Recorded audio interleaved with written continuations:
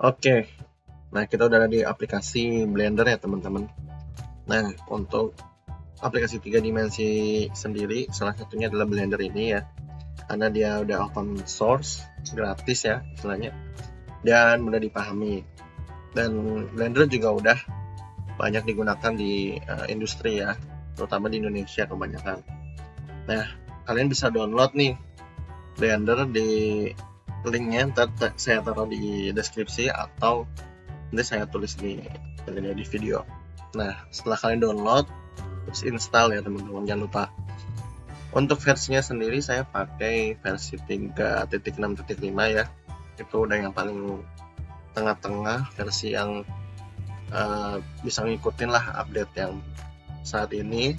Kalau kalian pakai versi yang tinggi juga nggak apa-apa, nggak masalah.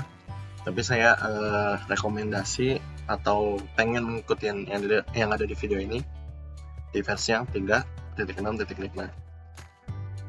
Jadi setelah kalian install, terus kalian buka interface pertama kali ya, yang akan muncul tuh splash screen sama interface Blendernya.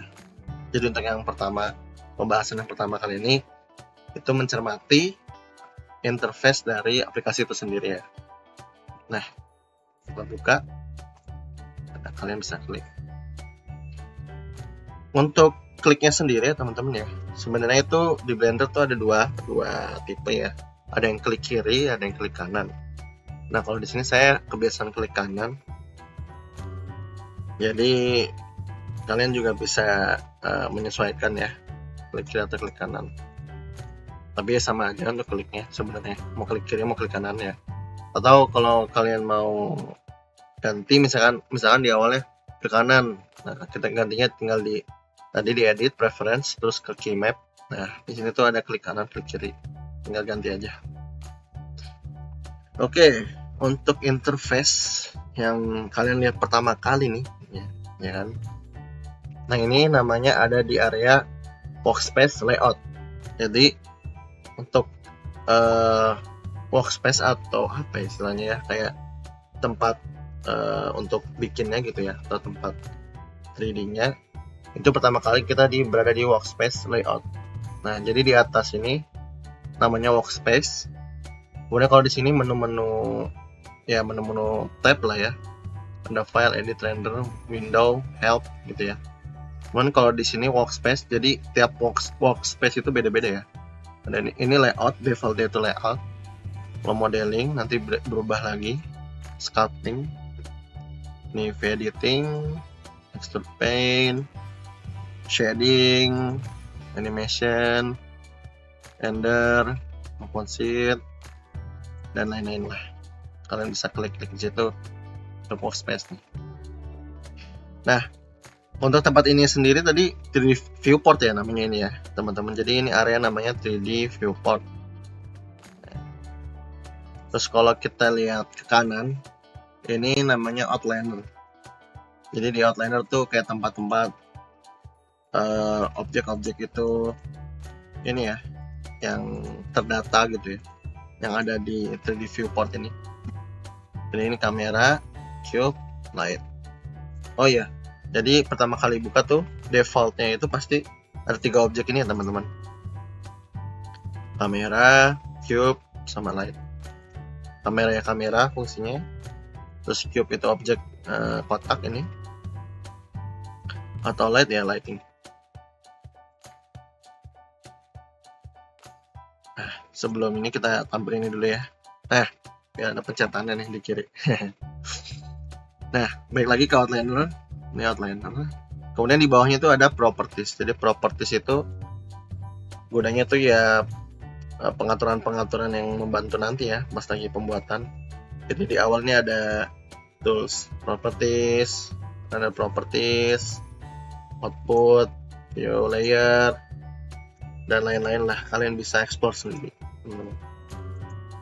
Nah, nanti ini pokoknya penunjang buat kita bekerja nanti di pengerjaan 3D lah ya. Oke, lanjut untuk interface. Di bawahnya itu ada timeline. Di bawah itu timeline. Timeline itu kayak frame-framenya animasi ya. Misalkan kayak di sini kan mulai dari 0, kemudian dari 1, terus N-nya 250. Nah, kalian bisa lihat juga di sini nih. Nah, ini kita bisa play juga sebenarnya. Kalau ada animasi kita playnya di sini. Timeline. Ntar keyframe atau apa ntar munculnya di sini. Oke. Setelah timeline kita ada ini tools ya, tools yang berada di object mode. Nah, kalau di edit mode mungkin ini beda lagi ya. Jadi ini object mode defaultnya. Jadi ada select box, cursor.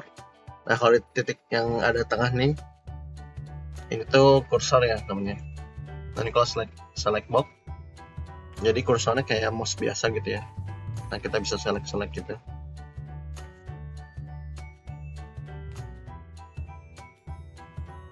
Tuh. Ini sebenarnya bisa diganti modelnya. Lasso, circle, itu bisa ganti dengan klik tahan gitu. Klik kiri tahan. Terus ada move. Kalau move ya untuk pergerakan ya. Nanti muncul ini nih. Muncul kayak ada tanda panah gini kan. Nah, kalian bisa coba nih. Nih. Dia menyesuaikan dengan garis, atau kalau di klik tengah-tengah gini, nah bisa dibawa-bawa. Kemudian untuk rotate ya, rotasi ya. Kita putar-putar. Bisa ngikutin garis, bisa bebas juga. Kemudian ada scale. Scale itu untuk memperbesar ya objeknya tuh. Jadi besar kecil, panjang pendek, tinggi pendek. Ya, gitu ya. Kemudian kalau transform gabungan dari semuanya. Jadi ini lebih apa ya? Fleksibel kali ya. Bisa muter sekalian, bisa di move sekalian, bisa di scale sekalian kayak gitu.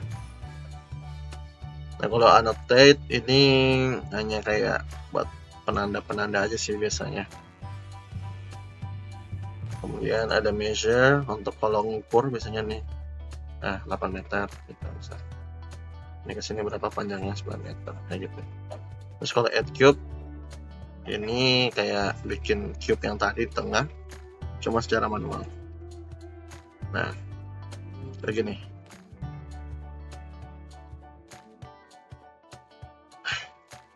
Kayak gitu teman-teman. Oke, untuk yang pembahasan pertama tentang antarmuka atau interface-nya ya. Jadi tadi ada menu tab, terus ada workspace di atas, kemudian di kanan ada outliner ya, outliner namanya. Terus ada properties, terus timeline dan 3D viewport. Menu, workspace, outliner, properties, timeline, sama tools ya, tools. Jadi gitu.